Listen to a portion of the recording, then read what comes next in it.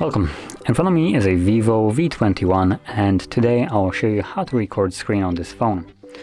And to get started, you want to find the screen recording toggle somewhere in your notifications panel, which for me is on the second page right over here.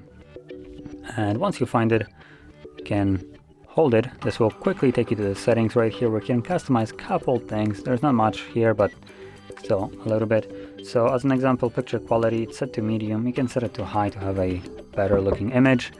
And additionally, you have record sound, so you can select what sound will be recorded, system, microphone, or both, or nothing. And you can also add a touch input, so it will be recorded in touch gestures. Once you're done with it, you can simply toggle it on to start recording. Let's agree for the first time. Go, start recording.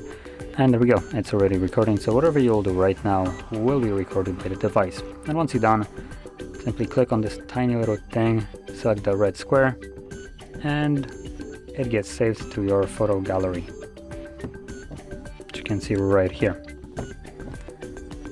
So anyway, this is how you would record your screen, and if you found this very helpful, don't forget to hit like, subscribe, and thanks for watching.